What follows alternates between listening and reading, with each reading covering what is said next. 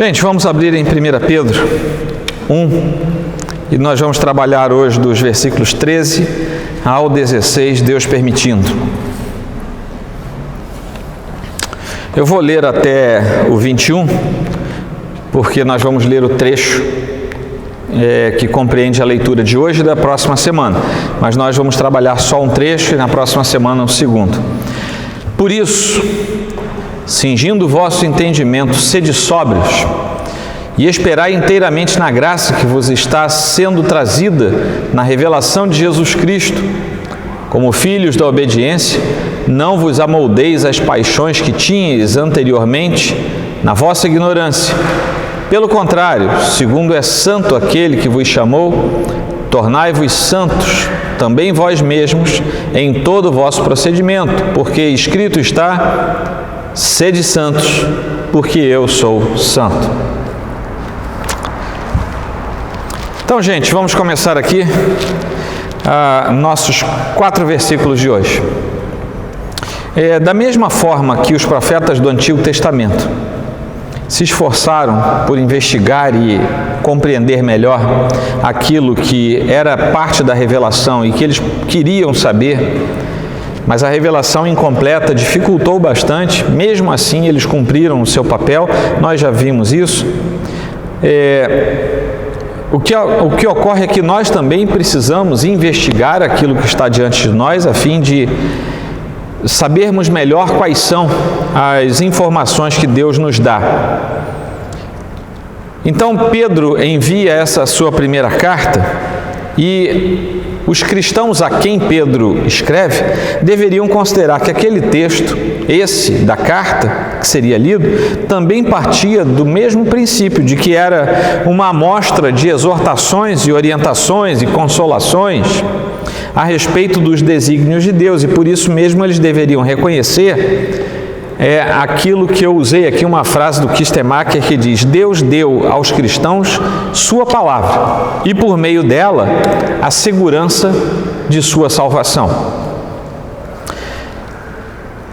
Calvino e Gruden também foram bastante usados aqui para o nosso estudo de hoje, mas o fato é que a primeira parte da exortação que nós vemos aqui é cingir os lombos da mente, o que é uma coisa esquisita, mas depois a gente vai falar melhor sobre isso. E na segunda parte, ele escreve a maneira, ele prescreve a maneira, ou seja, ele dá as contas de como a sua mente transformada precisa se deixar modelar, moldar segundo a imagem de Deus. Quem percebe essas nuances, inicialmente, é Calvino em seu comentário.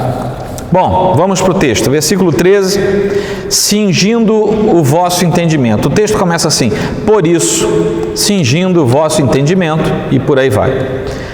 O versículo começa com por isso, e esse por isso nos remete às bênçãos da salvação, porque, olha só, o por isso, ele está começando a recuperar algo que já foi falado. O que já foi falado? Do versículo 1 até o versículo 12. Então, quando Pedro começa assim, por isso, é porque ele vai fazer uma remissão de alguma coisa que ele já falou. Como nós vimos que o versículo 1 e o versículo 2 fazem parte da apresentação e, vamos dizer assim, do envio de Pedro, né, da apresentação pessoal e do propósito inicial, resta-nos do versículo 3 ao 12. Então, o por isso está entre o 3 e o 12.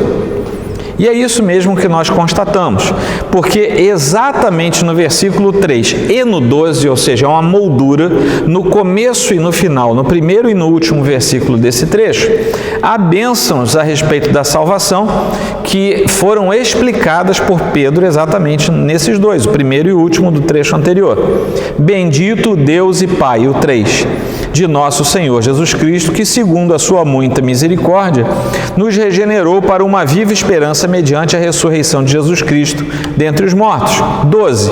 A eles foi revelado que, não para si mesmos, mas para vós outros, ministravam as coisas que agora vos foram anunciadas por aqueles que, pelo Espírito Santo enviado do céu, vos pregaram o Evangelho, coisas essas que anjos anelam perscrutar. Nós já estudamos isso algumas semanas semanas atrás.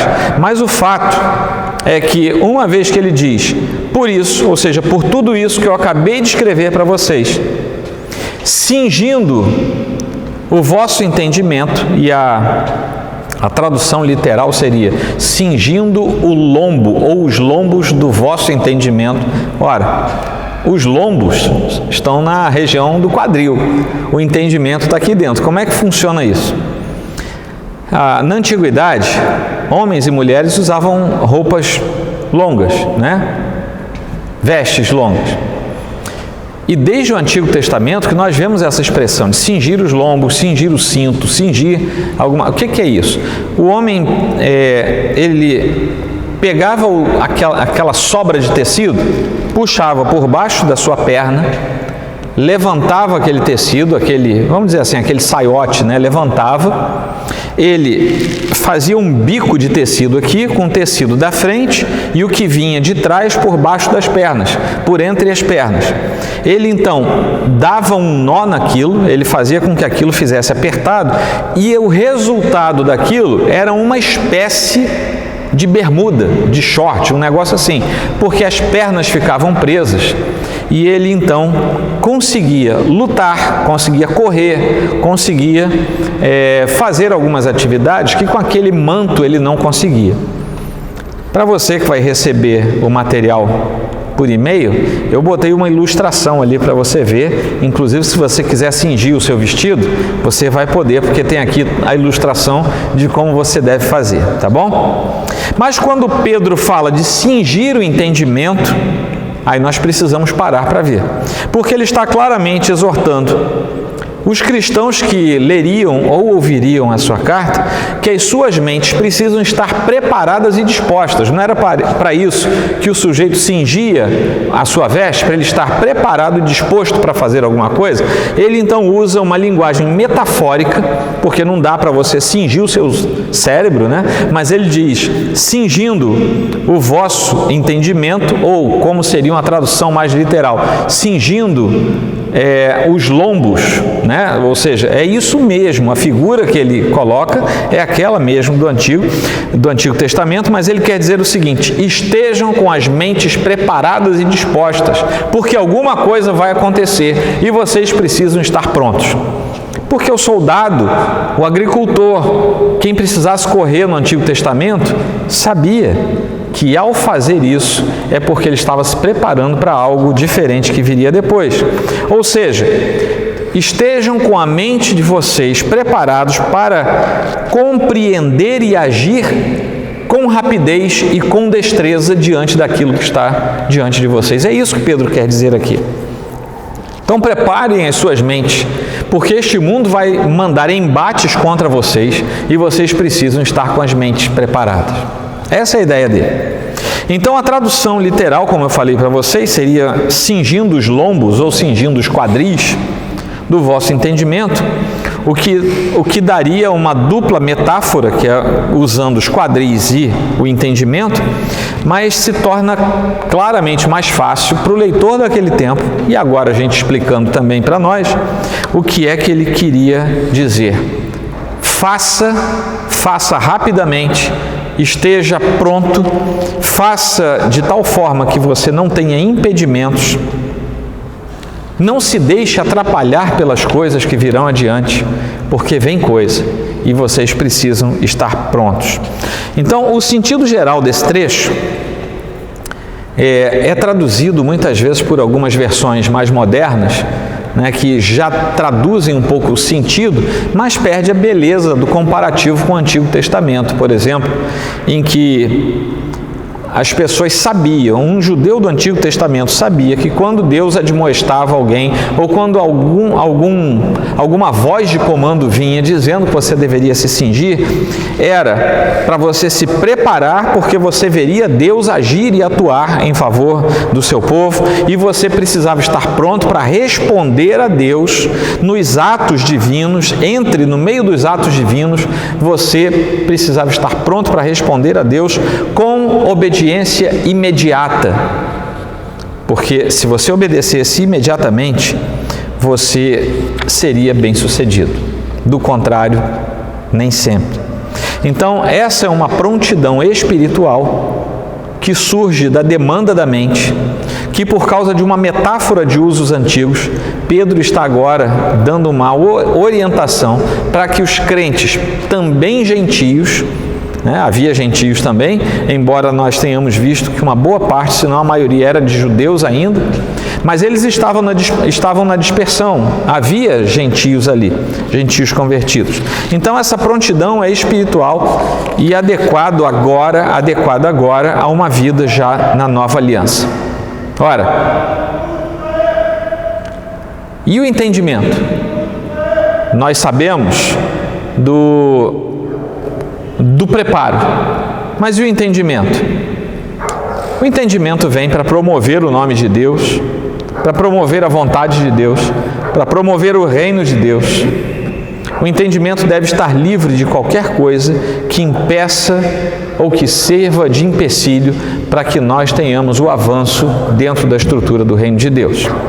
Na mesma sequência, nós temos assim: e esperai inteiramente na graça que vos está sendo trazida na revelação de Jesus Cristo.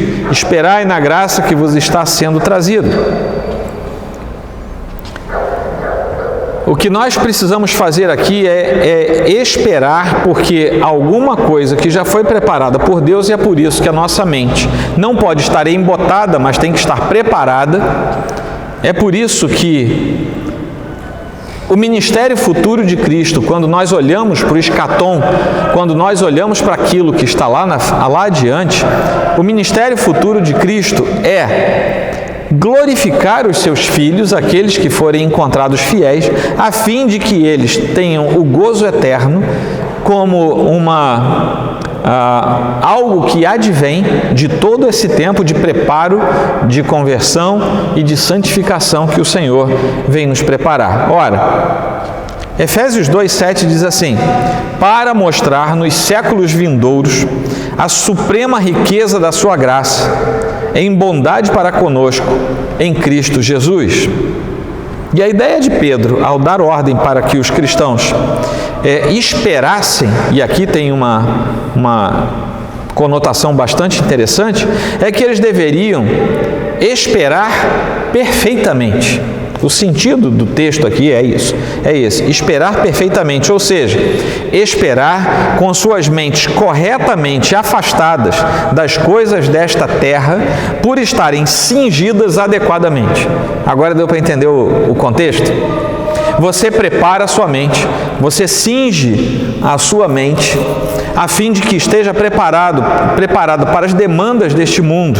Ao mesmo tempo, ele manda que você espere. E você espera para quê? Você espera a fim de que você seja encontrado com as mentes afastadas das coisas desta terra, exatamente porque você obedeceu antes e cingiu a sua mente. Deu para entender? Esse é o versículo 13. E é nesse sentido que Gruden fala do verbo esperar, quando ele comenta. Ele diz o seguinte: esse verbo, reflete o termo do Novo Testamento normalmente traduzido por esperança. Ou seja, ele atribui a ideia de esperar a manter-se em firme esperança. Tá bom? Por causa do radical grego, elpizo, no que se refere a uma expectativa muito mais forte do que o simples desejo de algo ou o simples sonhar com alguma coisa. Então, quando ele fala que a ideia do esperar tem uma conotação de esperança, mas uma esperança que é uma expectativa muito profunda, muito forte, aí nós quebramos a ideia de que nós simplesmente, que é muitas vezes o que parece numa leitura superficial, nós simplesmente vamos ser crentes, vamos tentar ser o mais santos possíveis e vamos simplesmente sentar no banco da igreja e ficar esperando Jesus voltar. Não é disso que ele está falando aqui. Ele está falando de algo muito profundo, de uma conotação absurdamente profunda, na qual nós temos que estar inseridos, porque essa palavra transmite a ideia de uma expectativa confiante e tão forte, forte o bastante, para fundamentar os atos de alguém. A minha esperança, o esperar confiantemente, é tão profundo que eu fundamento a minha vida, os meus atos, na esperança perfeita que eu tenho daquilo que o Senhor vai fazer. Isso é o esperar de Pedro aqui nesse lugar. Ora, vamos ver então. É nesse sentido bastante intenso que nós vemos a continuidade, porque eu falei, esperai na graça que vos está trazida, na graça que vos está sendo trazida, como agora o ápice dessa sentença, numa alusão muito clara ao versículo 10, que diz assim: foi a respeito desta salvação que os profetas indagaram e inquiriram, os quais profetizaram acerca da graça a vós outros destinada. Os profetas não tiveram que ter uma esperança viva? Ele aqui está fazendo um paralelo imediato. Porque como é que funciona isso? É uma carta. Até o versículo 12, Pedro lançou várias intenções que ele tinha de falar durante a carta toda. E agora, a partir do versículo 13, ele começa a retomar alguns desses pontos para esmiuçar aquilo na sua carta. É como se você gerasse uma lista de tópicos. Olha, eu vou falar do tópico A, tópico B, tópico C, e depois você começa a discorrer a respeito de cada um deles. É isso que ele começa a fazer aqui. Lá no versículo 4, nós vemos assim: para uma herança incorruptível, sem mácula, imarcessível, reservada no céu, para vós outros. De novo. E aqui, Pedro, mencionando esse versículo, o que está no versículo 4, nós vemos que ambas as citações têm a motivação de que seus leitores se lembrassem de que essa graça não estava longe demais. Por isso, meu filho, espera, ela não está longe demais. Ela está ali, você pode não ver com seus olhos, mas a graça, por ser uma promessa abundante da parte de Deus, ela está logo ali. Espera um pouco, porque nós estamos nos últimos dias. Aliás, você sabe que os últimos dias começam não hoje, não em 2050. Os últimos dias começam quando? Desde que o Senhor veio, encarnou-se. A partir daquele momento, nós estamos nos últimos dias. É por isso que tem sempre um fariseu para dizer, né? Poxa, mas vocês estão há 2000 anos acreditando que Jesus está perto de voltar porque estão nos últimos dias? Estamos nos últimos dias. Então a promessa continua sendo válida.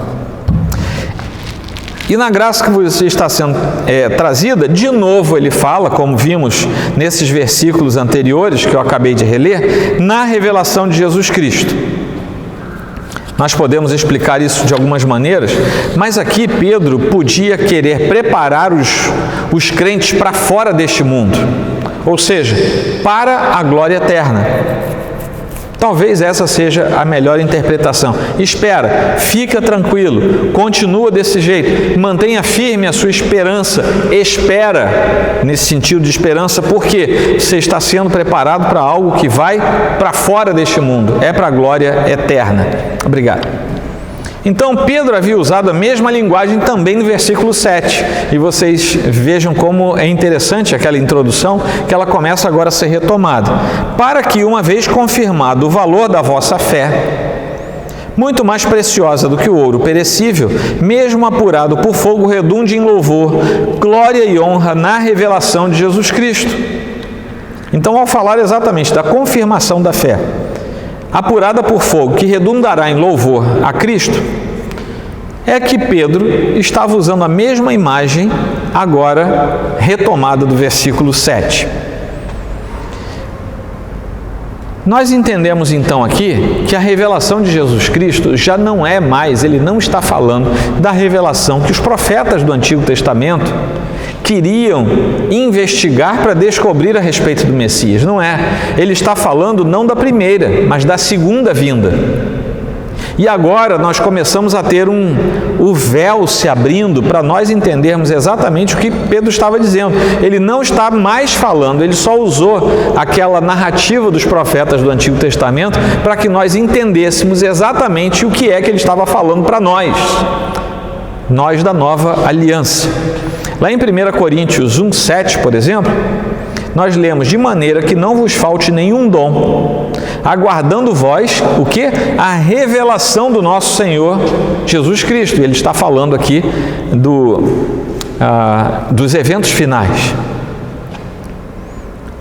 Com isso, o versículo 13 abre toda uma ala nova para os nossos estudos em 1 Pedro.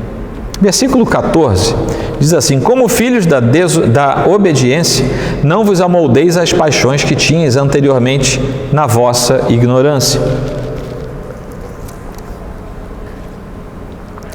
Vocês devem ter percebido que eu toquei na palavra obediência ainda há pouco, porque isso já estava aqui antes. Mas agora ele fala: como filhos da obediência, nós somos chamados pelo Senhor para desfrutar do privilégio e da honra da adoção através do Evangelho.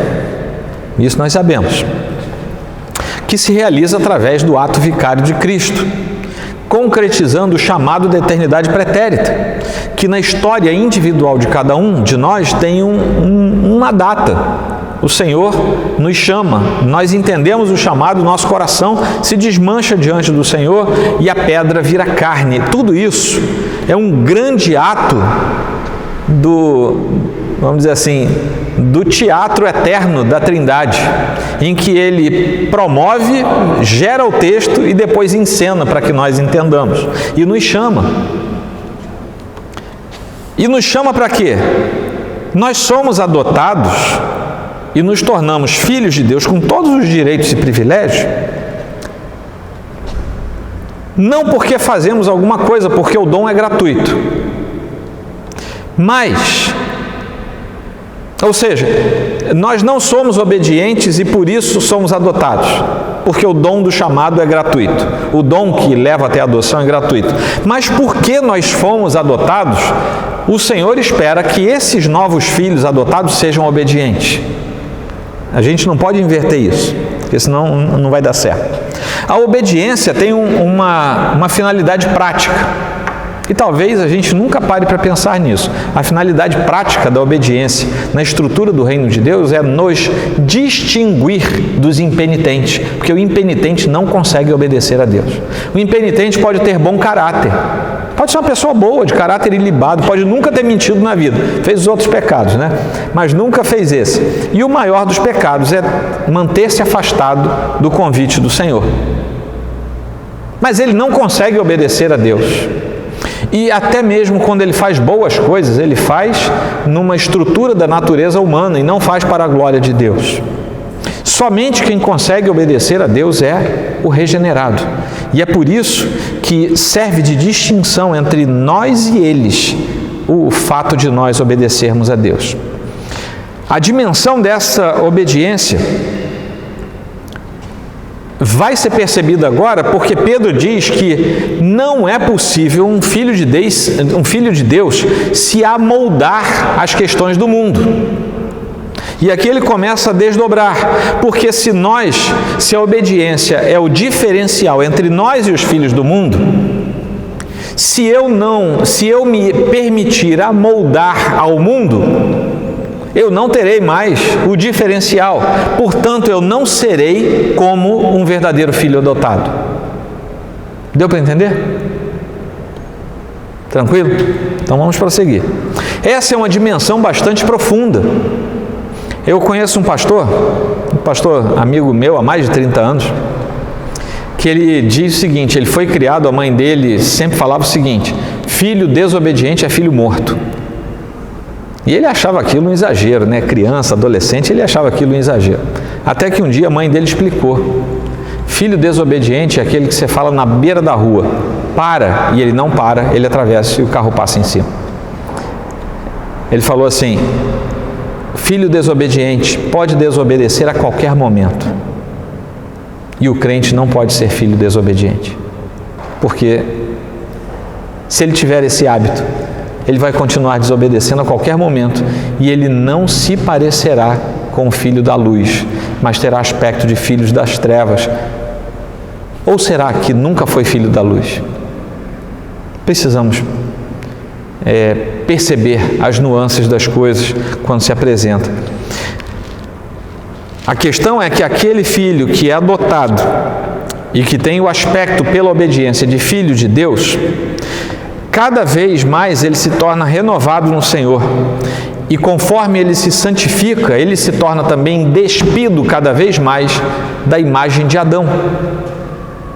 As coisas de Adão não agradam mais aquele filho obediente, que cada vez mais, por sua adoção e por sua obediência, se torna dia após dia mais parecido, semelhante a Cristo, mais parecido com o Senhor por causa da santificação. Quanto mais parecido com o Senhor e quanto mais santo na jornada, menos parecido com o velho homem, menos parecido com Adão será esse filho de Deus. Portanto, não é possível termos as duas aparências. Ou temos uma, ou temos a outra. Então nós vamos nos parecer com Deus cada vez mais como? Tanto em santidade, quanto em pureza. Porque Deus, por seu atributo de santidade, Ele é absolutamente santo e Ele é totalmente puro. Filhos, aqui, como filhos da obediência, é um termo bastante compreendido entre os gregos e os romanos do primeiro século, porque eles tinham um hábito cultural assim bastante peculiar. Eles tinham a adoção como algo muito fácil, não é complicado como é hoje não. A adoção era uma coisa muito fácil de acontecer, era extremamente comum, e os adotados gozavam comumente de todos os privilégios dos filhos genéticos, dos filhos de carne, de sangue. Talvez seja por isso que Paulo, quando escreve aos Efésios, capítulo 3, versículo 14 e 15, ele fala assim: por esta causa me ponho de joelhos diante do Pai, de quem toma o nome toda a família, tanto no céu como sobre a terra. Talvez Paulo esteja dizendo o seguinte: aquele que foi adotado como filho, ele não tem do que se envergonhar, ele é filho. Ele tem todos os privilégios, inclusive as heranças devidas eram divididas normalmente entre todos os filhos, incluindo os adotados. E parece que esse é o conceito que Paulo traz para nos explicar a questão da adoção e do porquê nós somos co-herdeiros com Cristo. Porque uma vez adotados, nós temos o direito de ter a herança dividida. Só que a gente não quer herança dividida para ir embora, para gastar depois e ter que comer as bolotas dos porcos. A nossa ideia é outra. A nossa ideia é guardar a nossa herança como uso da eternidade. Só que essa herança é infinita, porque ela parte do próprio Deus. Portanto, aquilo que nós vamos herdar é algo da infinitude do próprio Deus e da sua glória. Ora, nós temos nome, fomos adotados, nós temos herança. Só que a gente não espera a obediência e a fidelidade filial de quem é estranho, só dos filhos. E essa é a tese de Pedro, que me parece estar muito próxima de algumas teses de Paulo aqui. A obediência e a santidade são dois lados da mesma moeda, diz o pensador, o que pode se verificar e atestar nos versículos 2, eleitos segundo a presciência de Deus Pai em santificação do Espírito para a obediência, ou seja, é uma das finalidades da eleição, é para a obediência e a aspersão do sangue de Jesus Cristo. Graça e paz sejam multiplicados. E lá no versículo 22, que ainda não estudamos, diz assim: tendo purificado a vossa alma pela vossa obediência à verdade. Olha que coisa estranha que Pedro está nos dizendo. O que purifica a alma aqui no texto de Pedro é a obediência à verdade, tendo em vista o amor fraternal não fingido. Amai-vos de coração uns aos outros ardentemente. E da onde sai esse amor fraternal? Os filhos foram adotados e eles têm os mesmos direitos e privilégios. É por isso que precisamos nos amar fraternalmente, o que conduz à unidade do corpo. João 17 volta nessa categoria de pensamento. Até aqui está tudo bem, gente? Posso avançar? É por isso que logo em seguida ele diz: não vos amoldeis às paixões que tinhas na vossa ignorância. Ele aqui está exortando E é impressionante se nós lermos Romanos 12, 2, como as exortações de Pedro aqui são semelhantes às de Paulo. E não vos conformeis com este século, mas transformai-vos pela renovação da vossa mente, para que experimenteis qual seja a boa, agradável e perfeita vontade de Deus.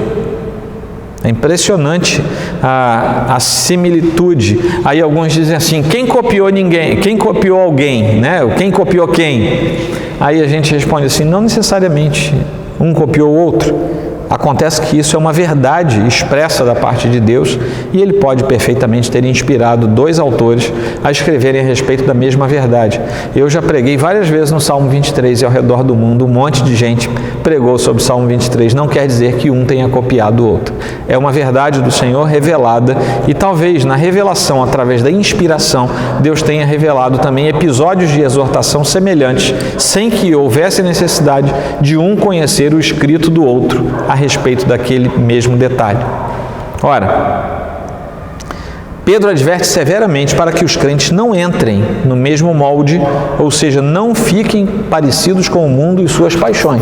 Era disso que eu estava falando para vocês. Por quê? Porque nós temos que ser parecidos com Cristo. E eu não consigo ser parecido com Cristo e parecido com o mundo ao mesmo tempo.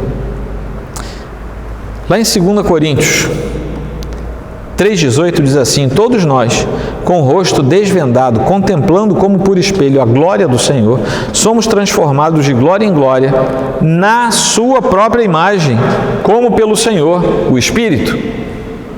Então nós somos transformados na própria imagem do Senhor. E 1 João 3,2 diz assim, amados, agora somos filhos de Deus, e ainda não se manifestou o que haveremos de ser. Sabemos que, quando Ele se manifestar, seremos semelhantes a Ele, porque haveremos de vê-lo como Ele é. O que Pedro está dizendo, o que João está dizendo lá em 1 João é, nós não podemos ser semelhantes a Ele totalmente, porque ainda não sabemos como Ele é. Quando Ele se manifestar, nós vamos ver que nós somos iguais a Ele. É isso que ele diz aqui. Obviamente para aqueles que se enquadram na exortação de Pedro, né? Então, falando para alguns que eram pagãos e outros que eram judeus, muito provavelmente, nós sabemos que aqueles convertidos que vieram do mundo pagão tinham uma ideia, um padrão moral bastante diferenciado, afastado do que fosse qualquer sombra de Deus ou da Escritura, mas os cristãos que vieram do ambiente do judaísmo, eles tinham alguns padrões da moral divina, vamos dizer assim, por causa da velha aliança, e uma coisa eles sabiam, eu tenho que obedecer Yahvé, e quando eles se convertiam, eles transportavam isso para a seguinte verdade, eu preciso obedecer ao Senhor Jesus. Então eles entendiam a questão da divindade, do sacrifício vicário, e naquele momento eles transpunham, e eles sabiam que tinham que obedecer ao Senhor. Fica uma lição aqui para nós, quando nós olhamos para os pagãos, para os judeus, olhando para todo esse background aí que Pedro está falando. Não adianta ter conhecimento apenas informativo, porque sem Cristo, o conhecimento informativo não adianta nada. E nesse momento, um judeu com todo o conhecimento da moral e da ética divina, ia parar no chão e se igualava a qualquer pagão, porque ele tinha informação, mas ele não tinha Cristo. E é interessante que o apelo que é feito do Evangelho, o apelo que procede da cruz, ele chama o pecador todo da mesma forma. E nós sabemos que aquele que vai responder positivamente era aquele que estava predestinado pelo Senhor a fim de responder futuramente. Então, nesse sentido, nós vemos que somos todos igualados por baixo. E depois somos todos igualados por cima. Seja você judeu ou grego, seja você homem ou mulher, seja você livre ou servo, livre ou escravo. Todos eram igualados por baixo no pecado, agora são todos igualados por cima na redenção. E é por isso que todos nós somos iguais perante o Senhor, no sentido de gente redimida pelo amor e pelo poder de Deus. Ora, é por isso que ele ordena então que os crentes parem de ceder aos desejos pecaminosos e que, ao invés disso, eles comecem a entregar a sua vida a Deus em obediência e plena santidade. Tranquilo? Até aqui tá bom? Esse tempo da ignorância sobre o qual se fala, não deixo nem você responder, né? Sobre o qual se fala é aquele tempo que é chamado, em que o chamado de Cristo ainda não tinha sido percebido pelo eleito, dando ciência de que era Cristo chamando. Então, nesse momento, a incredulidade ainda é a raiz ou a fonte de todos os males que cercam o impenitente. Ele não tem outra escolha. E essa ignorância somente pode ser tratada à luz do chamado eficaz do Evangelho. Não há outro meio de tratar essa ignorância, porque essa ignorância não fala de fatos da nossa natureza ou dos nossos atos naturais. Fala da ignorância a respeito da revelação do Senhor. Fala da ignorância a respeito da filiação do Senhor, ou seja, de todo ato salvífico. É sobre isso que ele fala de ignorância. Então, quando ele diz, não fiquem como no tempo da ignorância, ele está dizendo o contrário da conversão. Não se amoldem, não fiquem como vocês eram no tempo em que não conheciam Deus e por isso eram ignorantes. É nesse sentido. Ora, por mais que houvesse algum lampejo de consciência no impenitente, que pudesse reprovar uma incredulidade desenfreada, a pessoa crê em alguma coisa, mas as suas derivações pecaminosas continuam existindo, deixando as pessoas entregues a um estado de afastamento total de Deus. Essas pessoas vagam sem rumo, sem ter a sua espiritualidade tratada pelas mãos poderosas do Senhor. Paulo fala disso lá em Efésios 4, 17 a 19, quando diz, isto, portanto, digo, e no Senhor testifico, que não mais andeis, como também andam os gentios, na vaidade de seus próprios pensamentos, obscurecidos de entendimento, de novo entendimento aqui, obscurecidos de entendimento, alheios à vida de Deus, por causa de qual palavrinha? Por causa da ignorância em que vivem. Pela dureza do seu coração, os quais, tendo se tornado insensíveis, se entregaram à dissolução para com avidez cometerem toda sorte de impureza. Isso é Paulo falando à igreja de Éfeso. Versículo 15. E eu creio que vamos terminar. Segundo é santo aquele que vos chamou, tornai-vos santos em todo o vosso procedimento.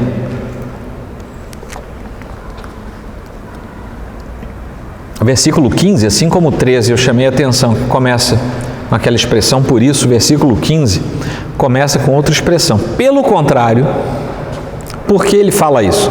Porque ele vem tratando de ordens sempre negativas. Não faça isso, não faça aquilo, não vos amoldeis, não, enfim, sempre ordens negativas. Agora ele vai dar ordens positivas. Pelo contrário,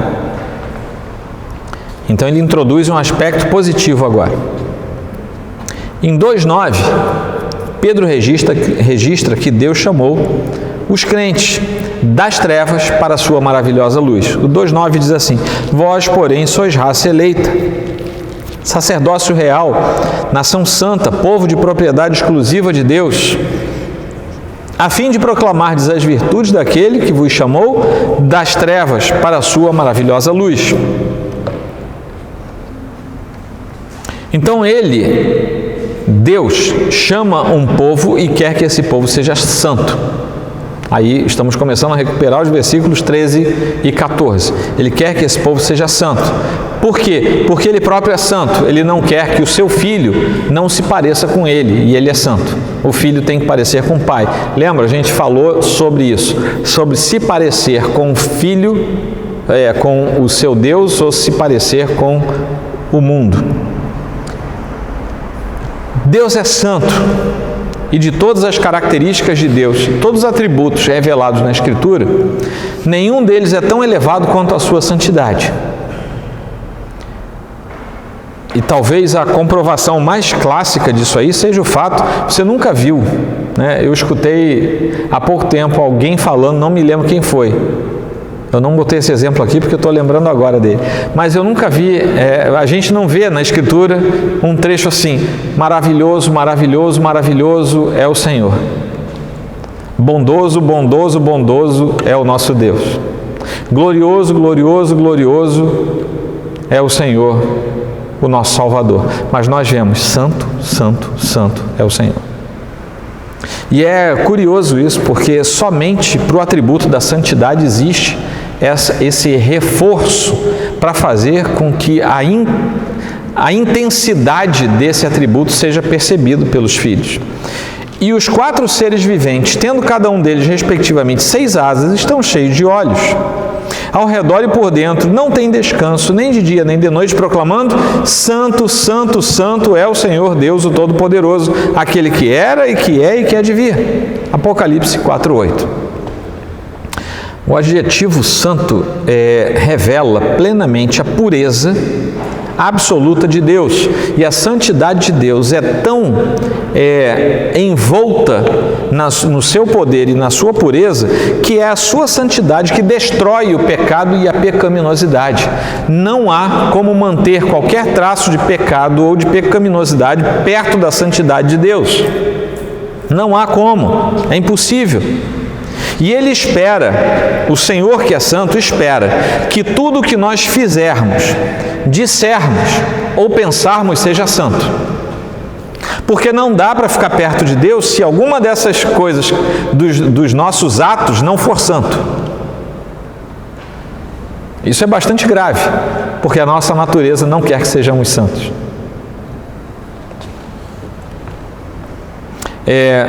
Horatius Bonar foi um ministro presbiteriano do século XIX, que em 1843, se não me falha a memória, participou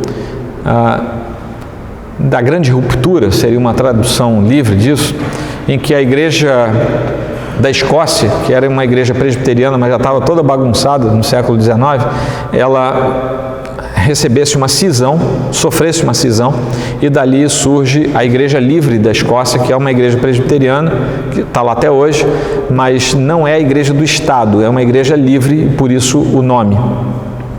Ele disse a seguinte frase, de modo, a respeito do refletir a verdade, de modo que nenhuma parte do dia ou da noite seja desprovida de santidade. E ali ele encerra um dos seus comentários. Mas Jesus já havia dito algo semelhante, lá em Mateus 5,48, quando no Sermão do Monte ainda, ele diz o seguinte: portanto, sede vós perfeitos, como perfeito é o vosso Pai Celeste. Ele faz um comparativo igualzinho. Sede santos, porque Deus é santo. Sede perfeitos, porque Deus é perfeito. E o próprio Jesus, em Lucas 6,36, usa a mesma fórmula, quando ele diz assim: sede misericordiosos, como também é misericordioso o vosso Pai. Ao nos convidar para que nós sejamos santos, a Escritura está nos convidando a imitarmos o Senhor. Como temos que imitar? Sendo perfeitos e também sendo misericordiosos, pelo convite do próprio Senhor. Mas isso não quer dizer que nós possamos alcançar a estatura da igualdade. Nós vamos perseguir isso enquanto estivermos peregrinando por esta terra. Nós vamos perseguir. Nós não vamos alcançar a estatura do varão perfeito, mas vamos perseguir isso, porque esse é o nosso alvo. Nosso alvo é alcançar a estatura do varão perfeito. Nosso alvo é ser misericordioso como Deus é misericordioso. Nosso alvo é ser perfeito como Deus é perfeito. Nosso alvo é ser santo como Deus é santo. E é isso que nós vamos perseguir, mesmo sabendo das nossas limitações, porque um dia as limitações vão desaparecer, quando o Senhor for plenamente revelado e nós descobrirmos que somos iguais a Ele. Deu para entender onde é que isso tudo junta? Por que nós seremos iguais a Ele? Porque teremos alcançado a perfeição, a misericórdia, a santidade, igualzinho a Ele. Ele continuará sendo Deus, tá, gente? Nenhum de nós aqui vai virar um deusinho, não somos mormons, tá? Nenhum de nós aqui vai virar um pequeno Deus que depois vai povoar um planeta. Nenhum de nós vai fazer isso. Mas nós seremos absolutamente semelhantes ao nosso Deus, exatamente por isso. A revelação plena nos permitirá ver que então seremos como Ele. No fundo, talvez isso queira dizer ser glorificado, como o Senhor foi glorificado. A santidade, aqui é para nós irmos de uma vez para o versículo 16. A santidade define a natureza do cristão e define a sua conduta. Eu me lembro quando eu era novo, as pessoas tinham pavor de crente. Mas uma coisa tem que ser dita: todo mundo sabia que o crente tinha palavra, tinha ética, tinha moral. Se você tivesse uma Bíblia embaixo do braço, ninguém duvidaria que você era crente. Mas virou moda ser crente nos nossos dias. E para ser crente hoje, você não precisa de nada, nem de conversão. Você só diz que é crente. Paradoxalmente, ninguém mais respeita crente. Porque tudo isso que eu falei se esvaiu. Por quê? Porque não há santidade. Sem santidade não há a verdadeira conduta e não há a verdadeira natureza de cristão sendo exposta. Ok, versículo 16. Porque escrito está: sede santos, porque eu sou santo. Pedro aqui volta rapidamente até as escrituras da antiga aliança, do Antigo Testamento, para reforçar e justificar tudo que ele falou no versículo 13, 14 e 15. É mais ou menos o seguinte: será que vocês vão duvidar que eu estou falando em nome do Senhor? Vejam bem, o texto que vocês sabem que é o texto inspirado por Deus, que é o texto que nós temos aqui do Antigo Testamento, né, a Bíblia hebraica de então, ele diz exatamente isso: sede santos porque eu sou santo. Então isso é um endosso à sua ordem pastoral. Não é o que os pastores, pelo menos os fiéis à Escritura, fazem hoje. Abrem um texto e diz assim: meu irmão, você não pode mentir. E ele vai para a Bíblia: olha, porque aqui está escrito, não minta. Não é isso que os pastores fazem? Pedro, como pastor, faz exatamente a mesma coisa. Olha, por que eu estou mandando que vocês sejam santos? E ainda estou dizendo que vocês têm que ser santos como Deus. Porque ele falou aqui: sede santos,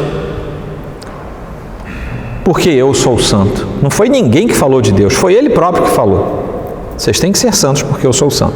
E aqui, aliás, Pedro faz uma série de remissões ao Antigo Testamento.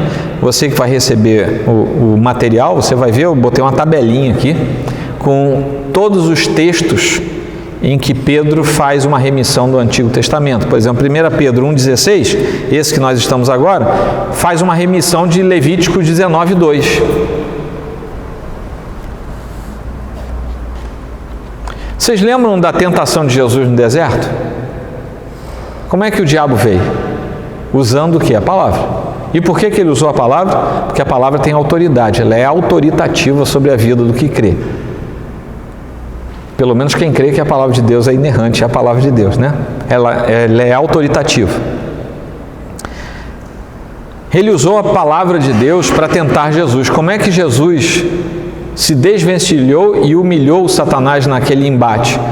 Ele repetia: está escrito, está escrito. Não vou fazer isso não, diabo, porque está escrito.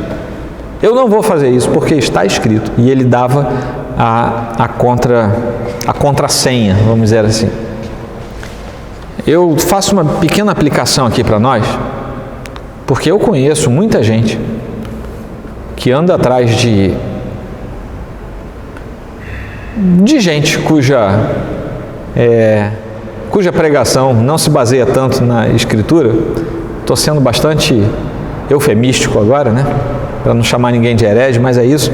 E essas pessoas abrem a Bíblia e vocês já notaram que todos eles apoiam suas heresias em texto bíblico?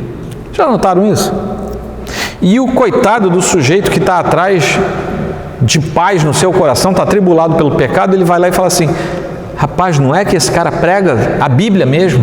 Por quê? Porque ele abriu a Bíblia, leu um versículo, meia dúzia de texto, às vezes salteado, para ficar bem distante do contexto. E o coitado é iludido durante, às vezes, décadas. Meu pastor é fiel, ele só prega na Bíblia. Satanás também usou esse mesmo artifício. Ele foi para a Bíblia. E o Senhor Jesus respondeu sempre: está escrito, está escrito, está escrito. E com isso ele desarmou as armadilhas, as iniciativas de Satanás. Então há um método, um modo ilícito de usar a Escritura e há um modo lícito de usar a Escritura. É a mesma Escritura, mas nós não fomos chamados para revisitá-la, repensá-la, reinterpretá-la. Nós fomos chamados para investigar aquilo que está na Escritura. E investigando a Escritura, nós vamos sempre pensar do mesmo jeito. Pegue 4 pregadores expositivos, ortodoxos, conservadores em termos de exposição da palavra. Deem o mesmo texto, vocês vão ver que a doutrina que eles vão descobrir ali é a mesma. O que vai diferir de um para o outro é a aplicação que eles vão dar. Por quê? A aplicação é para a congregação, a aplicação é para o que ele percebeu na comunidade em que ele está. A aplicação é a doutrina sendo colocada para você levar para a vida prática. Mas o que eu quero chamar a atenção de vocês é: todo aquele que é fiel expositor da Escritura vai descobrir nos mesmos textos as mesmas verdades. Porque não há múltiplas verdades num só texto da Escritura. Deu para entender, gente? Ora, Pedro então usa o método correto. Ele vai para a Bíblia e diz: eu estou na Bíblia, e a Bíblia diz isso assim e assim. E ele usa como endosso o trecho de Levítico 11. Não apenas aquele que eu tinha falado, mas o de Levítico 11, 44, 45, que diz assim: eu sou o Senhor, vosso Deus.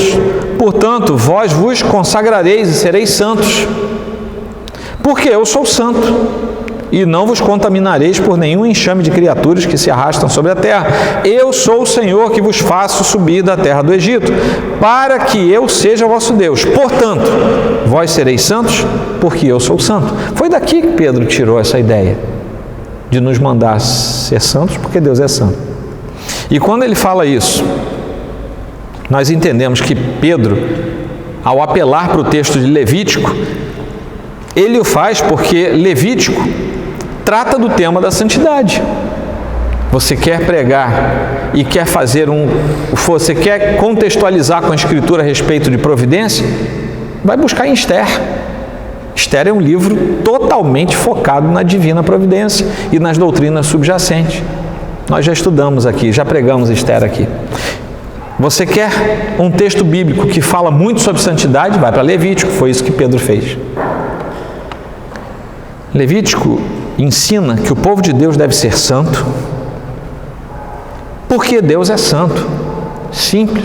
Levítico é direto. E essa forma de pensar é que foi o resgate de Pedro nesse lugar.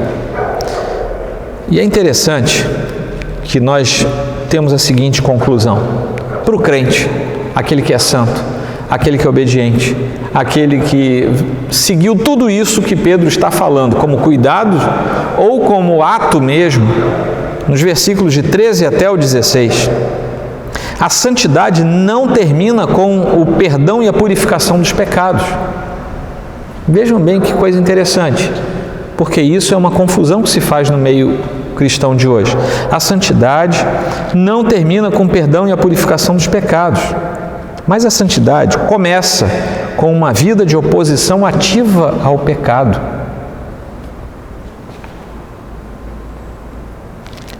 O crente deve lutar para viver em obediência diante de Deus e assim demonstrar o significado nele próprio da palavra santo. Amém? Essa última sentença aí eu tirei de Kistemaker também. Tranquilo? Fomos os 4 versículos de hoje. Deus abençoe vocês.